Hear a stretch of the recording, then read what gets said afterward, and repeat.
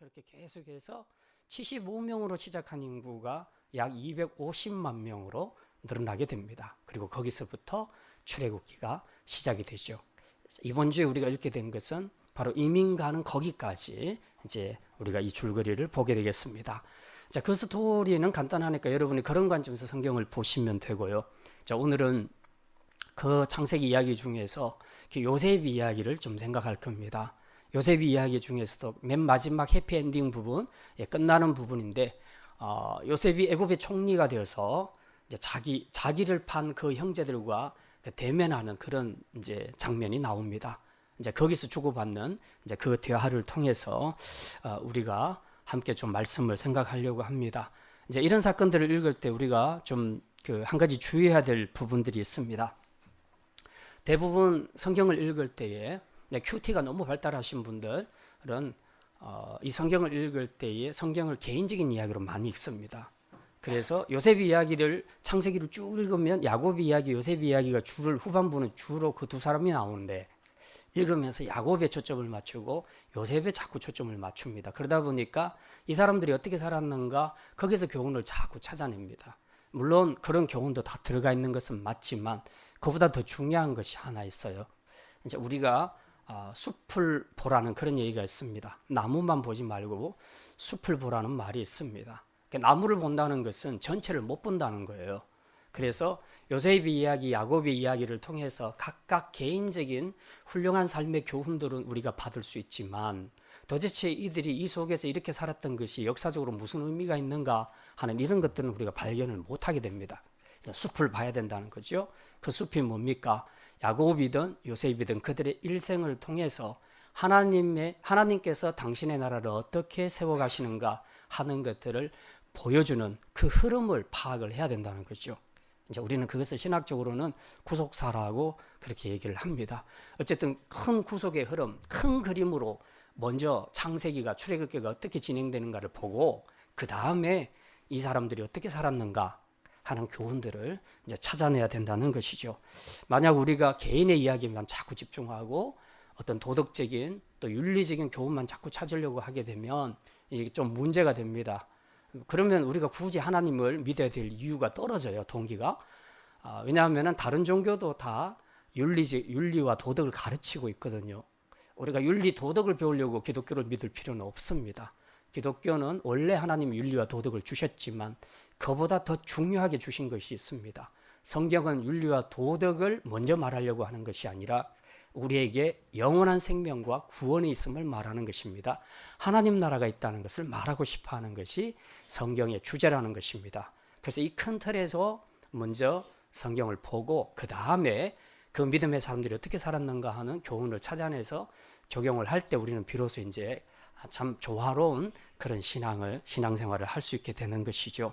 그런데 너무 이제 개인적으로 자꾸 이렇게 조명해서 묵상을 하다 보면 사람들이 자꾸 자기 경건에만 신경을 씁니다. 내가 이렇게 살아야지, 이렇게 살아야지. 오늘도 죄를 지었네. 자꾸 이 생각만 하고 있어요. 그러니까 전체 역사가 지금 흘러가고 있는데 그 역사의 흐름은 전부 하나님이 주관하고 계시는데 그 흐름 속에서 이 시대에 하나님이 왜 나를 부르셨는가? 내가 이 시점에서 해야 될 일이 무엇인가 하는 역사적인 사명은 없는 겁니다. 제가 어릴 때 국민교육 현장이란 것이 있었잖아요. 지금 젊은 세대들은 잘 모르죠. 맨 처음에 어떻게 시작합니까? 우리는 역사적 사명을 띠고 이 땅에 민족 중흥의 역사적 사명을 띠고 이 땅에 태어났다. 그건 무지였고 무대면 엄청 매맞았거든요. 근데 생각해 보니까 내가 정말 민족 중흥의 역사적 사명을 띠고 태어났는지 아무 생각이 없어요, 저는. 그런데 자꾸 그렇게 태어났대요. 그렇게 외우라고 그러는 거예요. 그러니까 커서 생각해 보니까 이게 세뇌 교육이구나. 이제 그런 생각을 하게 되는데, 근데 사실은 그게 맞는 거죠. 국가의 통치자 입장에서는 이제 그런 사명감, 정체성을 국민들에게 불어넣어야 되는 것이죠. 우리가 하나님 나라 백성으로 사는 것도 마찬가지예요. 내가 그냥 좀 착하게 살다가 나중에 천국 가는 거 이게 목적이다 이렇게 생각하면 우리는 하나님 나라를 위해서 할 수 있는 일이 아무것도 없어요. 그런데 이제 하나님께서 세상을 구원하시려고 어떤 시대에는 누구를 들어서 쓰시고 또 어떤 시대에는 누구를 들어서 쓰시고 이제 이런 계획들을 가지고 있는 중에 나를 이 시대에 2019년 이 시대에 나를 부르셨다면 내가 해야 될 일이 무엇인가 하는 것들을 발견하게 되는 거죠. 내 정체성과 그리고 하나님 앞에 받은 내 사명을 내가 깨닫게 되는 것입니다. 그래서 우리가 이 하나님의 구원의 크신 일들, 그 구원의 역사를 생각하면서 나를 해석했을 때 비로소 내 존재의 의미를 파악할 수 있게 되는 거죠. 근데 이게 없으면 그저 열심히 먹고 살기는 하는데, 성실하게 살고 바르게 살기는 하는데 하나님 나라를 위해서는 아무것도 할 수 있는 일이 별로 없다는 거죠. 이제 바로 이것이 성경을 보는 관점이 우리에게 가져다주는 삶의 차이라 하는 것을 우리가 좀 기억을 해야 되겠습니다. 오늘 그 본문에 45장 본문에 보면요, 요셉이 고백한 내용에도 이제 이런 구속사적인 그런 내용이 나옵니다. 우리 45장 4절과 5절, 45장 44절과 5절 우리 같이 읽겠습니다. 요셉이 형들에게 이르되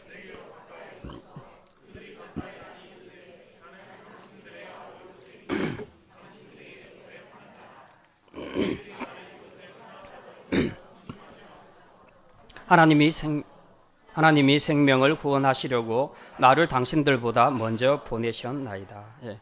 오늘 이 고백 안에서 이제 요셉이 자기 개인 역사를, 지금까지 흘러온 역사를 자기 개인에게 맞추지 않고 하나님이 주도하신 구원의 역사의 관점에서 자기 인생을 해석하고 있는 것을 우리가 할 수 있습니다. 요셉은 자기가 지금 겪어왔던 지난날의 그 모든 고난, 이런 것들이 전부 하나님이, 오늘 여기 5절에 보니까 하나님이 생명을 구원하려고 자신을 당신들보다 먼저 이 애굽으로 보내셨습니다 라고 이렇게 지금 고백을 하고 있다는 겁니다. 이 말이 요즘 흔히 유행하는 교회 용어로 주님이 하셨습니다, 이렇게 이런 말로 표현할 수도 있는 것이죠. 개인의 역사건 국가의 역사건 이런 관점을 유지하는 것이 필요합니다. 그래서 오늘은 이 큰 구원의 역사의 관점에서 요셉이 고백한 하나님이 하셨습니다 라는 이 말씀을 제목으로 해서 이 말씀에 담겨 있는 의미가 구체적으로 무엇을 의미하는지 오늘 함께 말씀을 생각하고자 합니다. 첫 번째 말씀입니다. 오늘 두 가지 말씀드릴 건데요. 첫 번째는 다 잃고 홀로 서는 고난도 주님이 주신 것이라는 것입니다. 한번 따라합시다. 다 잃고 홀로 서는 고난도 주님이 주셨습니다. 예, 많은 사람들의 소원은 거의 비슷합니다. 내가 이 땅에 사는 동안 좀 더 여유롭게 살고 풍요하게 살고 그리고 어려움 없이 고통 없이 그렇게 행복하게 살기를 바라는 그런 소원들을 대부분 가지고 있습니다. 근데 실제 우리의 삶을 돌아보면, 실제로 진행되는 우리의 삶을 보게 되면 내 소원처럼 그렇게 잘 되지 않습니다. 오히려 더 많이 가지고 더 여유 있게 더 행복하게 살고 싶어 함에도 불구하고 그것보다는 내가 있는 것마저 잃어버리는 그런 어려운 경우를 겪는 그런 때가 분명히 있습니다. 이럴 때는 우리가 마음이 굉장히 힘들어지죠. 이거는 뭐 우리 믿는 성도들도 예외는 아닙니다. 적어도 우리에게는 이런 게 있어요. 나는 예수 믿기 때문에 그래도 다른 사람들보다는 질병 없이 건강하게, 그래도 내가 한 만큼의 열매는 거둘 것이고, 그래도 하나님께서 가정을 지켜주실 것이고 하는 어떤 기대치가 있다는 겁니다. 예수 믿기 때문에라는 이유 때문에 우리는 그런 기대치를 가지고 살아가는데, 근데 어느 날 느닷없이 내 소망과는 내 기대치와는 전혀 관계없이 어느 날 하루아침에 고난이 찾아오게 될 때에 그때 굉장히 당황하게 되는 것이죠. 그리고 그때 우리의 마음은 정말 힘들어집니다. 더구나 이런 고난들이 내 잘못 때문에 온 것이면 내가 뭐 회개를 하고 그렇게 하겠는데, 아무리 생각해봐도 꼭 내 잘못 때문에 된 것은 아닌데 근데 어째서 이런 고난이 찾아올까, 이런 생각이 들 때는 정말 하나님 앞에 서운한 마음을 금할 길이 없고 또 때로는 하나님을 원망하고 불평하게 되는 그런 모습으로 우리가 나타날 수도 있습니다.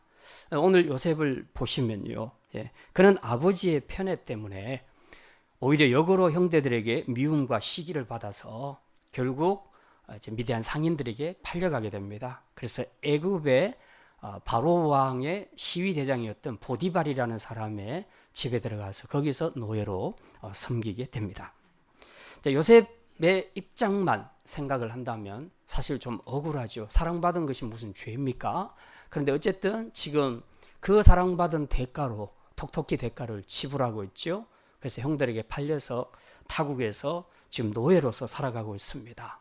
요셉이 어떤 요셉입니까? 우리가 창세기를 읽어보시면 알겠지만 요셉은 12아들 중에 특별히 사랑을 받은 아들입니다. 야곱이 자기의 4아내 중에서 라헬을 너무 사랑했습니다. 근데 라헬이 죽었거든요. 그래서 그 아들 요셉을 분신과 같이 그렇게 사랑했던 겁니다. 그래서 그 아들에게만 채색 옷을 입혔어요. 그리고 다른 형제들은 입히지 않고 그 아들만 예뻐했습니다. 이제 이런 편애가 형제들 간의 어떤 갈등을 조장한 것도 사실입니다. 자, 어쨌든 요셉 개인의 입장에서 봤을 때 사랑받는 것은 죄가 아닌데 어쨌든 그 대가를 지금 자기가 치르고 있지요. 그리고 지금 애굽에 와서는 어떻습니까? 이제 이 일방적인 사랑을 받았던 이 요셉인데 지금의 신세는 어떤 신세입니까? 노예의 신세로 전락하고 말았다는 사실입니다. 벌써 신분의 변화가 일어난 이거 하나만으로도 요셉은 충분히 마음이 고통스러웠을 것입니다. 게다가 이제 이 애굽에서는 더 이상 아버지 야곱과 같이 자기를 생각해주고 사랑해주고 품어주고 책임져주는 존재가 없어졌다는 것입니다. 철저히 요셉은 혼자가 되었습니다. 이제 나이 겨우 17살, 지금 우리로 하면 고등학교 1학년 정도입니다. 이 어린 소년이 모든 사랑을 다 잃고 모든 것을 다 잃고 혼자 타국에서 외롭게 살아가야 하는 이런 처지가 되었을 때에 과연 그 마음이 얼마나 힘들었을까. 그래도 요셉은 잘 이겨냈습니다. 그런데 성경을 보니까 요셉이 잘 이겨낸 것은 자기 의지가 강해서가 아니라 하나님이 함께 하셨기 때문이라고 그렇게 말씀하고 있습니다. 39장 2절에서 3절에 보면 이렇게 기록을 하고 있습니다. 우리 다시 창세기 39장 잠깐 보겠습니다. 39장 자, 2절과 3절 같이 읽습니다. 여호와께서 요셉과 함께 하심으로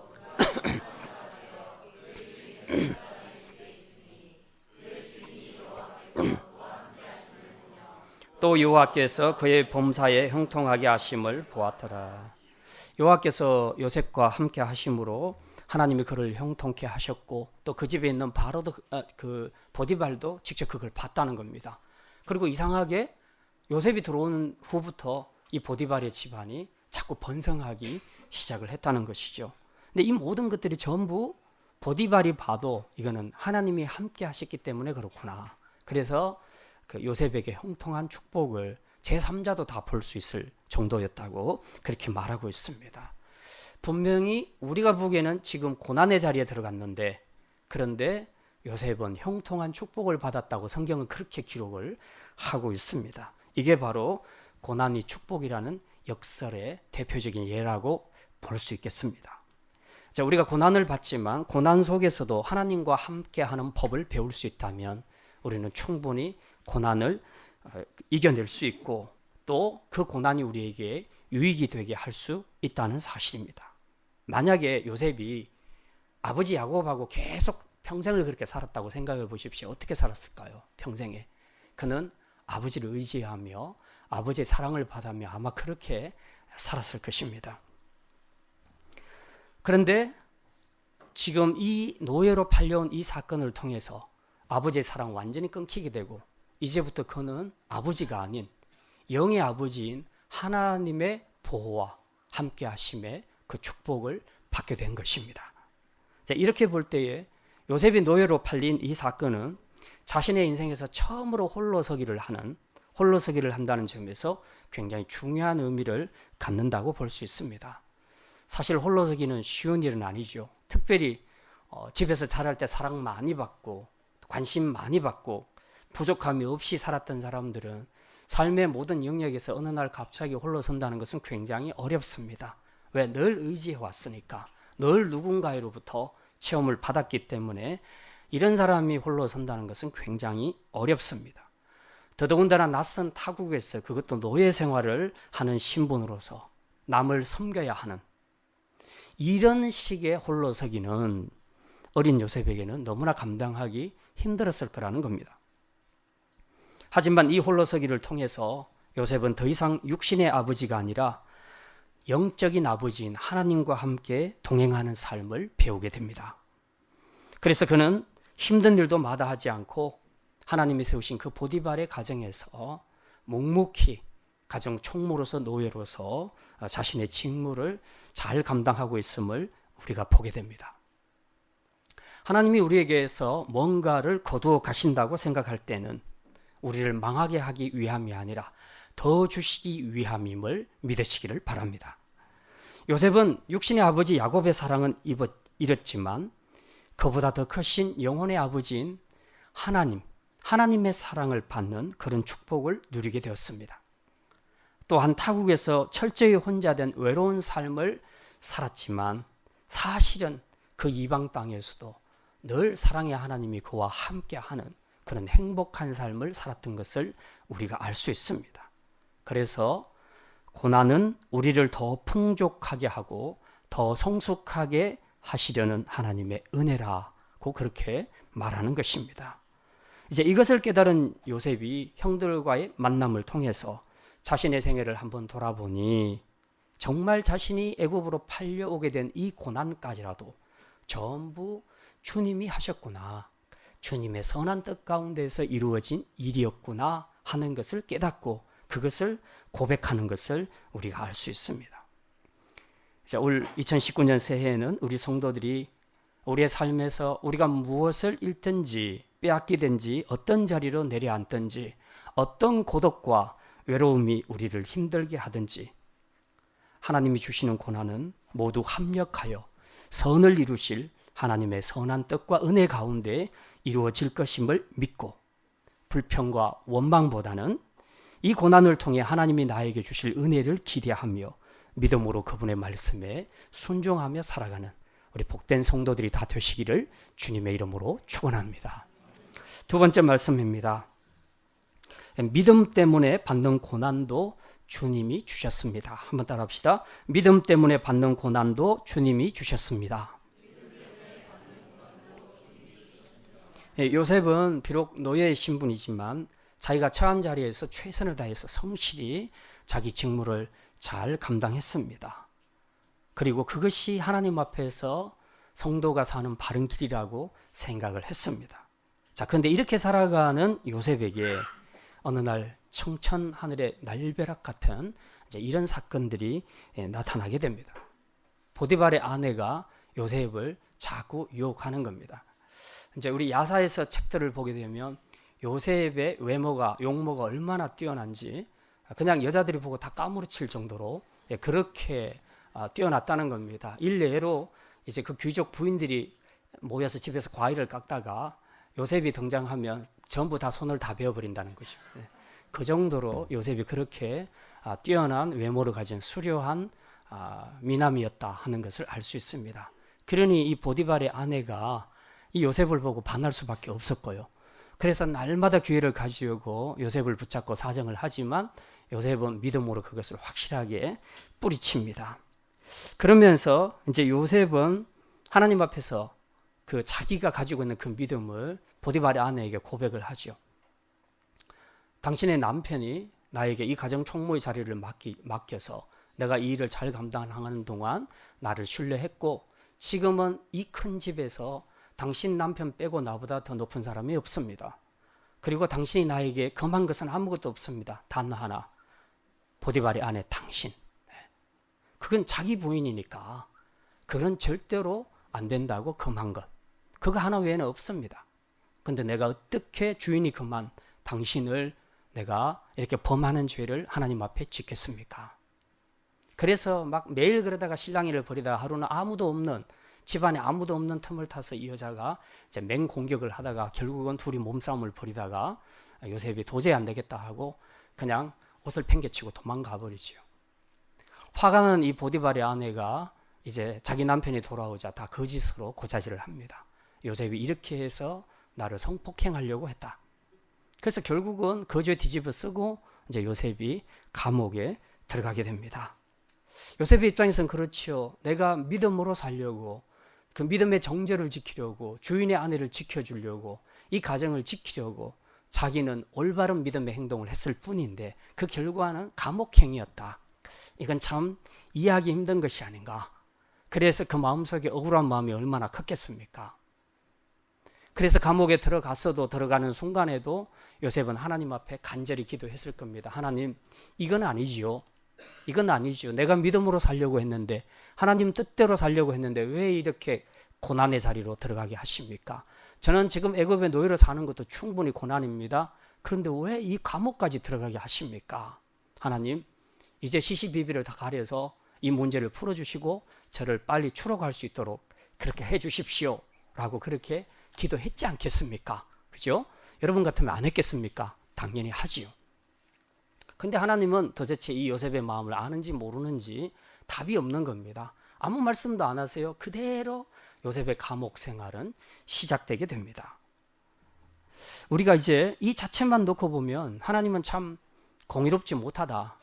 하나님은 참 무책임한 하나님이다. 이제 그런 생각이 들 수가 있습니다. 그리고 요셉 개인 한 사람만 우리가 놓고 보면 이게 참 요즘 말로 예수는 믿는데 참 지질이 복이 없구나. 이제 그런 사람이구나. 이런 생각이 들 수 있는 사람이죠. 왜 이렇게 신실한 믿음의 사람이 형들에게 팔려가고 그 다음에 또 이 죄를 누명을 뒤집어 쓰고 감옥에 들어가고 도대체 이게 뭔가. 당신은 예수 믿는데 왜 사는 게 그 모양이냐. 우리가 가끔씩 이제 그런 것을 느낄 때가 있지 않습니까? 예. 이제 바로 그런 어떻게 보면 참 이런 예수 믿는데도 복 없이 사는 사람의 전형인 것처럼 이제 그렇게 보여집니다. 오늘 우리 믿는 성도들의 고민이 바로 이제 이런 것들이죠. 왜 나는 믿음으로 사는데 내 삶은 자꾸 이렇게 힘들어지는가? 이게 너무 이해가 안 되는 거죠. 그래서 그때부터 하나님을 향한 원망과 불평이 생기기 시작하고 믿음은 점점 떨어지게 되는 이제 이런 일들이 나타나게 되는 것입니다. 그런데 세월이 지난 후에 요셉이 국무총리가 되었을 때에 그리고 그 형들을 만났을 때에 그는 드디어 깨닫게 됩니다. 왜 자신이 감옥에 갔는지 그리고 왜 감옥에서 하나님이 더 빨리 건져낼 수 있었는데 왜 그렇게 해주지 않으셨는지 이제 요셉은 드디어 깨닫게 됩니다. 말하자면 하나님의 그 구원의 역사라는 큰 관점에서 큰 흐름 속에서 자신의 여정을 한번 돌아봤더니 아, 내가 감옥에 가야 할 이유가 충분했구나 하는 것을 깨닫게 됐다는 겁니다. 그게 뭡니까? 이제 두 가지로 볼 수 있습니다. 오늘 본문의 근거에서 우리는 두 가지로 왜 믿음이 좋은 신실한 요셉이 야곱에 들어갈 수밖에 없었는가? 왜 하나님은 그를 빨리 빼주지 않았는가? 하는 그 이유를 우리가 찾을 수가 있습니다. 하나는 고난 중에서도 하나님이 함께 하시고 형통케 하셨다는 것이고요. 또 하나는 고난의 자리에서 하나님이 요셉을 교육시키시고 훈련시키셨다 하는 것을 우리가 알 수 있습니다. 먼저 함께 하심과 형통에 대해서 우리가 잠깐 보겠습니다. 39장 20절부터 21절까지 보면 이렇게 기록이 되어 있습니다. 39장 20절입니다. 20절 보시면 그 끝부분에 요셉이 옥에 갇혔으나 거기 있죠? 찾으셨습니까? 예. 거기서부터 21절까지 봅니다. 시작. 요셉이 옥에 갇혔으나 여호와께서 요셉과 함께 하시고 예. 여기 보니까 요셉이 옥에 갇혔으나 옥에 갇힌 현실을 먼저 이야기하고 있습니다. 현실은 지금의 현실은 축복이 아니고 고난이죠. 예. 이것만 보면 참 예수 믿어도 되게 복 없네, 복 없이 불행하게 사네 이런 말을 들을 수 있을 것 같습니다. 그런데 이 요셉의 생은 눈에 보이는 지금의 현실로 평가되는 것이 아니라 그 고난의 현실 속에서도 하나님이 그와 함께 하셨는가 이걸로 평가된다는 것이 성경의 입장이라는 것입니다. 우리가 이것을 잘 알아야 합니다. 물론 이제 이런 반문들이 있을 수 있습니다. 감옥 안에 있는 것이 무슨 형통이냐, 감옥 밖에서 자유롭게 사는 것이 그게 형통이지, 이제 이렇게 반론을 제시할 수도 있겠습니다. 그런데 그게 바로 우리와 하나님의 차이라는 것입니다. 우리는 그렇습니다. 뭐든지 내가 원하는 것 같고 또 남들이 부러워하는 그 모든 것들을 내가 다 조건을 다 충족시켰을 때 비로소 우리는 형통하다, 또 복받았다, 이제 그런 용어를 많이 쓴다는 것이죠. 근데 성경은 그걸 형통, 그걸 축복이라고 말하지 않습니다. 내가 어느 자리에 있건 내가 얼마나 가졌건 그런 건 중요하지 않습니다. 심지어 고난의 자리에 있어서도 그 자리에서 그의 삶의 현장에 하나님이 함께 하시는가, 이걸 형통과 축복으로 해석하고 있다는 사실입니다. 그런 점에서 보면 요셉은 몸은 비록 감옥에 갇혀 있지만 그는 진짜 형통과 축복을 누리는 그런 사람이었다, 그렇게 말할 수 있다는 겁니다. 사실 감옥 밖에서 자유인으로 사는 사람들이 거의 대부분이지 않습니까?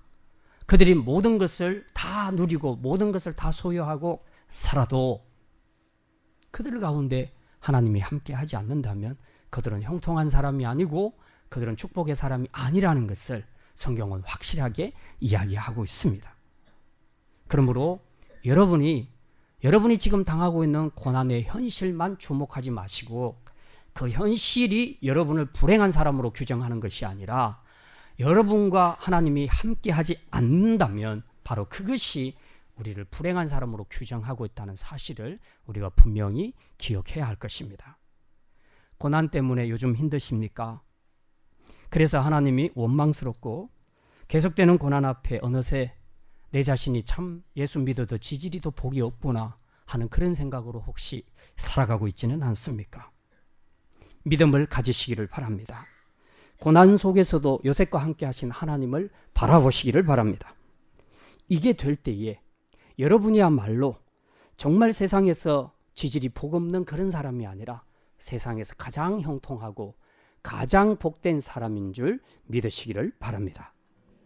또 하나, 요셉이 감옥에 가야 하는 이유가 분명히 있다고 했는데 그것은 고난의 자리에서 요셉을 훈련시키고 준비시키려고 하나님이 하셨다는 것입니다. 22절에 보면 이렇게 기록을 하고 있습니다. 우리 39장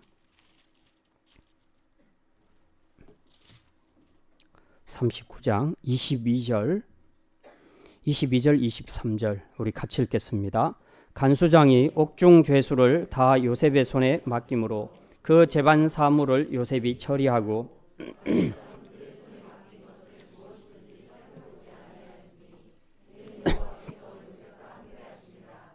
여호와께서 그를 범사에 형통하게 하셨느니라.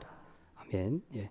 지금 이 내용을 언뜻 보면요, 요셉이 감옥에서도 인정받고 그리고 감옥 생활 편하게 하네, 이제 우리가 이런 느낌이 들 수가 있습니다. 그리고 그런 관점에서 본다면 형통이라고 할 수 있겠구나, 이제 그렇게 생각할 수 있는데요. 사실은 이 구절 속에 굉장히 중요한 하나님의 의도가 숨어 있습니다. 그게 뭐냐 하면 하나님이 요셉을 장차 애굽의 국무총리로 세우시기 위해서 지금 이 감옥 안에서 그를 훈련시키고 있다는 사실입니다. 무슨 훈련을 시키고 있습니까? 여기 오늘 기록된 말씀 22절과 23절을 보니까 간수장이 옥중 죄수를 다 요셉의 손에 맡겼다. 그 다음에 그 재반 사물을 요셉이 다 처리했다. 간수장은 그의 손에 맡긴 것은 다시 한번 감사를 하지도 않았다. 그냥 믿고 다 맡겼다는 거죠. 그만큼 요셉이 잘했다는 얘기입니다. 참, 이 이야기를 다시 이제 우리가 풀어서 생각하면 이렇습니다. 교도소 안에서 교도소장의 정도의 그 직급을 이 죄인인 요셉이 지금 가지고 있는 겁니다. 다 맡겼으니까. 죄수들하고 친해졌겠죠. 다 맡겼으니 죄수들하고 많은 이야기를 했겠죠. 또 많은 상담을 했겠죠. 그것을 하는 가운데 많은 죄수들과의 대화를 통해서 사람이 어떻게 죄를 짓는가, 죄성도 보고 죄의 동기도 보고 그리고 그 죄에 대한 재판 여부 그리고 재판의 공정성도 들어봤을 것이고 그리고 그들의 기막힌 사연도 다 들었을 것입니다. 이것을 통해서 그는 상당 부분 사법 공부를 한 것입니다. 그리고 실제적인 모든 행정 그리고 재반 사무까지 간수장이 다 맡으라 했고 나중에 감사도 안 하는 걸 보니까 요셉은 굉장히 익숙하게 그 일을 잘 처리했던 것을 우리가 알 수 있습니다. 그리고 나중에 보면 이제 이 감옥 안에 누가 들어오냐 하면 바로 왕을 섬기던 그 포도를 맡은 간원장과 떡을 맡은 간원장이 들어오게 되죠. 지금으로 말하자면 비서실장쯤 되는 그런 사람들이 또 들어옵니다. 그러니까 이 감옥 안에도 정치범들이 많이 들어오고요. 그리고 요즘으로 말하자면 청와대에 일하는 그런 거무급들도 많이 들어오게 되죠. 이 사람들하고 앉아서 무슨 이야기를 했겠습니까? 하다못해 농담을 해도 전부 그 사람들을 통해서 뭘 듣겠습니까? 지금 애굽의 가장 중심부에서 일어나고 있는 일, 궁전 안에서 일어나고 있는 일, 청와대에서 일어나고 있는 일을 다 들었을 것입니다. 그걸 들으면서 지금 정치가 어떻게 돌아가고 있고 바로왕은 어떤 생각을 가지고 있고 그리고 신하들은 지금 어떤 라인에서 어떤 일을 하고 있고 이런 것들을 정치에 대한 것들을 또 배우게 되는 것이죠. 자, 이렇게 해서 지금 그 사이에 그 술 맡은 관원장이 이제 다시 복직을 하게 돼요. 요셉이 꿈을 해석해줘서 이제 그가 요셉의 꿈대로 나가게 되는데 나갈 때 그런 얘기를 합니다. 당신 나가면 나 좀 꼭 기억해서 바로왕에게 좀 이야기해 주십시오. 나 정말 억울하게 여기 들어왔습니다. 그러니까 관원장이 알았다고 그렇게 해놓고 나가서 또 깜빡 잊어버린 거예요.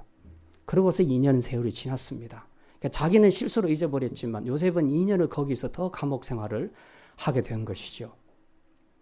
자, 이런 여러 가지를 봤을 때에 지금 이 요셉은 2년 동안 하나님 보실 때 2년 동안 더 배우라는 겁니다. 거기서 더 훈련을 시켰던 거죠. 왜? 나중에 애굽의 국무총리가 되면 진짜 탁월한 정치력을 발휘해야 되기 때문에 하나님께서 그 모든 것들을 이 감옥 안에서 다 교육을 시켰다는 것을 우리가 알 수 있습니다. 그러니 이 요셉에게 있어서 이 감옥 안에서의 삶과 사역은 정말 단순하고 지겨운 지루한 그런 감옥 생활이 아니라 훗날 요셉이 국무총리가 되었을 때에 그 모든 직무를 감당케 하기 위한 예비 교육이요 훈련이었다는 사실을 우리가 알 수 있습니다. 이걸 요셉이 나중에서야 깨닫게 되지요. 우린들 감옥 안에서 받은 요셉의 고난에 대해 이 고난에 하나님의 이런 깊으신 뜻이 있는 줄 우리가 어떻게 알겠습니까? 우리의 삶이 때로는 이 요셉이 억울하게 감옥에 들어간 것처럼 정말 답답하고 화가 나고 분노하고 자존심 상하고 화가 치밀어올 때가 있습니다. 믿음으로 사는데 왜 나에게 이런 고난이 찾아오는가? 우리는 그런 의문을 가지고 때때로 이걸 감당치 못해서 하나님 앞에 원망하고 불평하는 그런 경우들도 많이 있습니다. 이 힘든 고난이 나중에 무슨 유익에 쓰이려고 하나님 나라를 세우는 데 있어서 또 나의 성장을 위해서 무엇을 유익하게 하려고 하는지 우리가 어떻게 압니까? 모르죠. 그럼에도 불구하고 우리는 한 가지 결론을 확실하게 얻을 수 있습니다.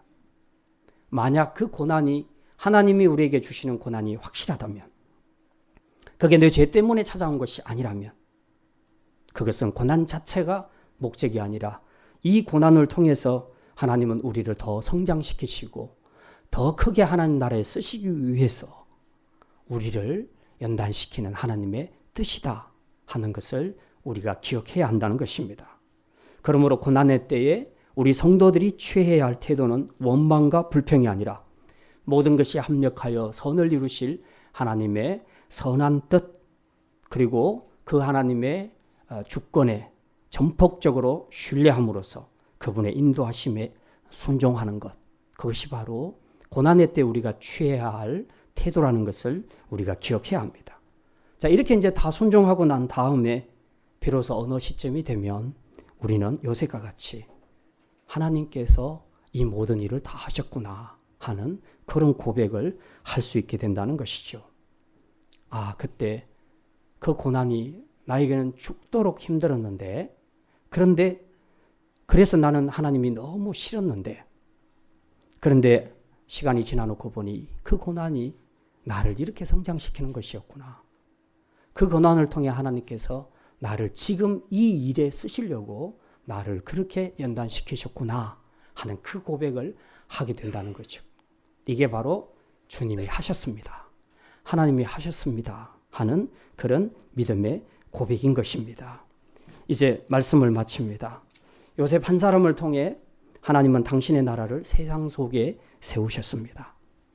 비록 요셉 자신은 몰랐습니다. 자신이 어떻게 쓰임받고 있는지, 왜 자기가 고난을 받는지, 왜 팔려가야 하는지, 왜 감옥에 들어가야 하는지 그는 정확히 알지 못했습니다. 다만 하나님의 선하심을 믿었습니다. 그래서 이제 그분의 인도하심을 순종함으로 나아갔습니다. 그랬더니 결과적으로 애굽의 국무총리가 되어서 자기의 가족들, 이게 말하자면 이스라엘 나라를 건지는 거 아니에요? 숫자는 적지만 이스라엘 나라를 건지는 것이고, 그리고 애굽을 건지는 일이었고, 그리고 그 주변에 있는 중동, 건동 지방의 모든 흉년 때문에 죽어가는 많은 사람들을 살려내는 엄청난 생명의 일을 하게 된 것입니다. 바로 몰라도, 우리가 하나님의 뜻을 몰라도 이 고난 속에서 하나님의 선하심만 신뢰하고 나아간다면, 순종하고 나아간다면 하나님께서는 나를 어떤 자리로 어떻게 쓰실지 모른다는 것이죠. 분명한 건 그분은 선하신 일로 우리를 쓰게 될 줄 믿습니다. 오늘은 우리 샘물교회 설립 19주년입니다. 주님의 뜻이 무엇인지도 모르고 그저 인도하시는 대로 한다고 처음에 이곳에 교회를 세웠고 복음 사역을 시작했지만, 이 목회를 하는 동안에 정말 해석할 수 없는 난해한 일들이 너무 많았고, 그리고 힘든 고난의 일들이 너무 많았습니다. 때론 순종함으로 나아갔지만, 때로는 정말 이해하기 힘들 때에, 또 고난이 너무 극심할 때는 정말 하나님을 향한 그런 원망과 그리고 불평이 저절로 나왔고, 때로는 불순종함으로 내 방식대로 그렇게 해온 19년의 사역이었음을 고백합니다. 그런데 이제 돌아보니까 그 고난이 다 이유가 있었고, 그 고난이 저나 교회를 성장시키려는 하나님의 선한 뜻이었고, 때론 참으시면서 함께 하시는 하나님의 사랑을 깨닫게 하시는 축복이었음을 이제야 깨닫게 됩니다. 돌아보니 제가 한 것은 아무것도 없고 모두 주님이 하셨습니다. 다만 요셉처럼 더 순종함으로 나아가지 못한 제가 부끄러울 뿐입니다. 그래도 제 연약함을 아시고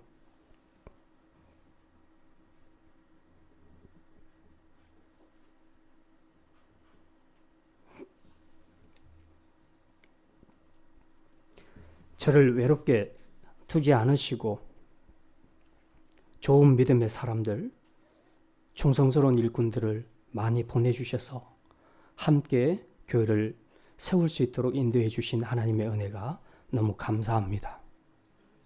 모두 주님이 하셨습니다. 기도하시겠습니다.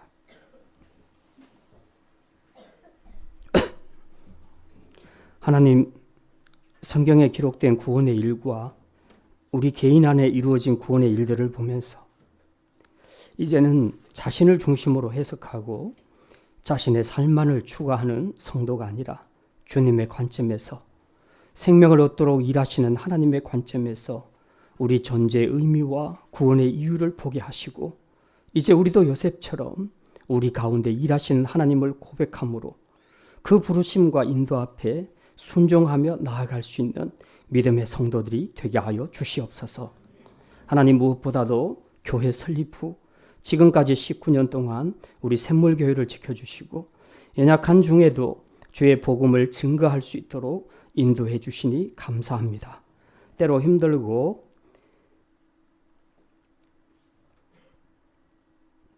때로 넘어지는 중에라도 부족한 종부터도 많은 원망과 불순종이 있었지만 여전히 하나님은 포기하지 않으시고 사랑해 주시고, 요셉과 동행하듯이 부족한 종과 우리 교회와 동행해 주시고 지금까지 영혼들이 구원받을 수 있도록 인도해 주시니 감사합니다.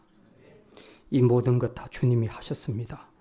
이제 앞으로도 내가 아닌, 우리가 아닌 주님이 머리로서 이 교회를 세워 가실 수 있도록 주의 선하심과 인도하심을 믿고 끝까지 순종함으로 우리를 통해 지역의 영혼들이 생명을 얻는 일에 요셉처럼 귀한 축복의 통로로 쓰임받게 하여 주시옵소서.